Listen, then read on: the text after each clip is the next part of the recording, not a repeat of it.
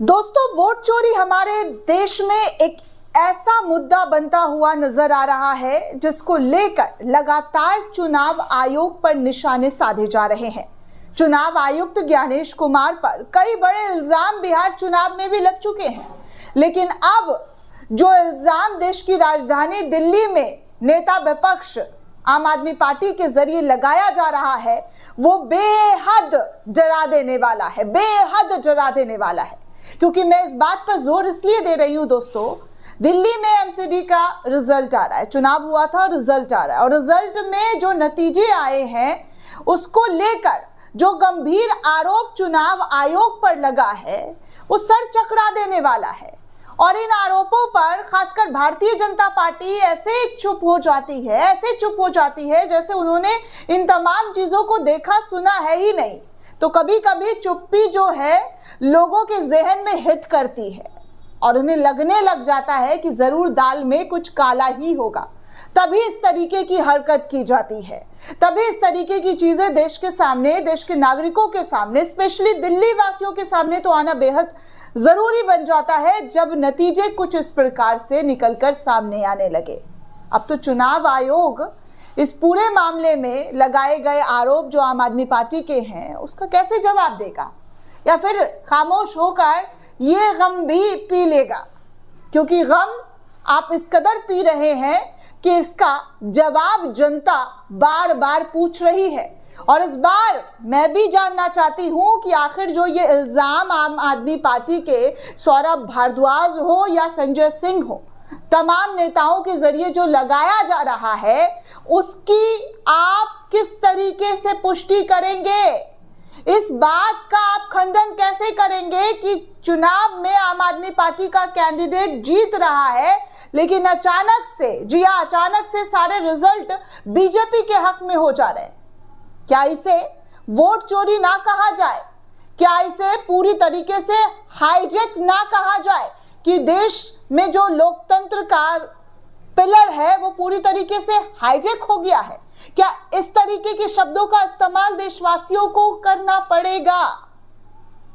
दोस्तों, आजादी के 75 साल बाद अगर वोट चोरी का मुद्दा उठ रहा है, चुनाव आयुक्त पर आरोप लग रहे हैं, तो उन बातों पर थोड़ा गंभीरता दिखाइए और स्पेशली चुनाव आयोग को गंभीरता से इन तमाम चीजों को लाकर देश के सामने रखना चाहिए जो बेहद गंभीर आरोप लगे हैं। चलिए, सबसे पहले मैं सौरभ भारद्वाज के इस ट्वीट को आपके सामने रखना चाहूंगी जो सोशल मीडिया पर काफी तेजी से वायरल हो रहा है, काफी तेजी से। दोस्तों देखिए, सौरभ भारद्वाज ने दिल्ली तक की वीडियो को शेयर करते हुए लिखा कि वोट चोरी के बाद अब इलेक्शन चोरी भी हो रहा है, इलेक्शन को भी अब पूरी तरीके से हाईजैक कर लिया गया है। अशोक बिहार में आम आदमी पार्टी जीत गई थी, वेबसाइट पर खबर भी आ गई थी, न्यूज में भी आ गया था कि अशोक बिहार से आम आदमी पार्टी के जो कैंडिडेट्स हैं वो जीत गए हैं, और फिर अचानक से खबर आती है कि भाजपा के कैंडिडेट को जीत का सर्टिफिकेट दे दिया गया है। मतलब आप सोच सकते हैं दोस्तों कि क्या और किस तरीके के जो तस्वीरें हैं चुनाव को लेकर वो बेहद डराने वाले हैं। मतलब आप सोचिए कि इलेक्शन कमीशन के जो वेबसाइट्स है उस पर जो है आम आदमी पार्टी के नेता के जरिए कहा जा रहा है कि उसमें जीत दर्ज कर दी गई थी। सब कुछ न्यूज़ चैनल के जरिए भी बता दिया गया कि फलाने सीट से आम आदमी पार्टी के नेता जीत गए हैं, लेकिन अचानक से खबर आती है कि भाजपा के कैंडिडेट को जीत का सर्टिफिकेट दे दिया गया है। ये कैसे पॉसिबल हो सकता है दोस्तों, जब आपकी वेबसाइट पर आ रहा है कि मैं मतलब चुनाव जो है आम आदमी पार्टी की को जीत दर्ज हुई है, तो इस तरीके की चीज़ें कैसे सामने से निकल कर आ जाती है कि भाई चुनाव अब तो बीजेपी के हक में जीत जो है हो गई है, बीजेपी जीत चुकी है। देखिए, संजय सिंह ने भी इस खबर को रिट्वीट करते हुए लिखा कि बीजेपी वोट चोर है, मोदी उनका सरगना है, ज्ञानेश कुमार मुख्य चोर आयुक्त है। इस तरीके के कड़े शब्दों का इस्तेमाल जो है इनके जरिए संजय सिंह के जरिए किए जा रहे हैं कि वोट चोर, वोट जो है बीजेपी वोट चोर है और मोदी उनके सरगना है, ज्ञानेश कुमार मुख्य चोर आयुक्त हैं। इस तरीके की बातें अगर संवैधानिक पद पर बैठे हुए बड़े लोगों के लिए इस्तेमाल किया जाता है, नेताओं के जरिए, विपक्षी नेताओं के जरिए, तो मतलब आप समझिए कि उनके मन में चुनाव को लेकर बहुत सारे सवाल हैं। इनके मन में बहुत सारी चीजें चल रही हैं कि भैया चुनाव तो निष्पक्ष हो ही नहीं रहा है। अभी कल ही मैं रविश कुमार के एक ट्वीट को देख रही थी जिसमें वो कह रहे थे कि भैया दिल्ली से ही रिजल्ट घोषित कर दीजिए ना, इतना तामझाम करने की क्या जरूरत है। महाराष्ट्र में चुनाव हो रहा था दोस्तों, जिसमें चुनाव को लेकर के बीजेपी के लोगों के जरिए किस तरीके से पैसे वैसे बांटे जा रहे थे, इसको लेकर रविश कुमार ने एक ट्वीट किया था। देखिए आपके सामने रख रही हूँ। यहाँ पर कहाँ पर जो है इलेक्शन हो रहा था, महाराष्ट्र के अंदर, और महाराष्ट्र के अंदर जो है कहा जा रहा है कि बीजेपी का पट्टा बट्टा या मतलब भगवा पट्टा बट्टा जो है डाले हुए हैं, और सीधे तौर पर जो है मुंबई तक की खबर के जरिए चलाया जा रहा है कि मतदान सेंटर पर कदाचार हो रहा है, चोरी हो रही है वोट की। पैसे भी हाथ में दिखाई दे रहे हैं दोस्तों कि कैसे बांटे जा रहे हैं, इस तरीके की तस्वीरें भी दिखाई दे रही है। फोन में भी लोगों के रिकॉर्डेड जो है वो पोस्ट किया गया है। तो इसमें रविश कुमार ने ट्वीट किया, तो क्या तू चुनाव क्यों करा रहे हो, अब दिल्ली से रिजल्ट घोषित कर दो, कौन रोक लेगा आपको, कोई नहीं रोकेगा। जब इतना कुछ हो रहा है, आप तमाम चीजें कर ही रहे हो, तो फिर आपको रोकने वाला तो कोई है ही नहीं। इस तरीके की बातें की जा रही है दोस्तों। बिहार इलेक्शन में भी ऐसे ही पैसा बांटा गया, ठीक चुनाव से कुछ दिन पहले, आचार संहिता लागू होने के बावजूद भी। तो मतलब आप सोच सकते हैं कि पूरी तरीके से जो है देश में चुनाव आयुक्त के जरिए जो चीजें की जा रही हैं और जो साइलेंट मोड अख्तियार कर लिया गया है, उस पर लोगों का गुस्सा फूट रहा है। सीधे तौर पर कह रहे हैं कि चुनाव कराने की कोई जरूरत नहीं है। देखिए ना, पश्चिम बंगाल के अंदर बीएलओज चुनाव आयोग के दफ्तर पर, जी हाँ, पश्चिम बंगाल में जो चुनाव आयोग का दफ्तर है उन पर उन्होंने धावा बोल दिया, प्रोटेस्ट कर रहे हैं एसआईआर के खिलाफ। यह स्थिति है हमारे देश में चुनाव आयोग को लेकर के।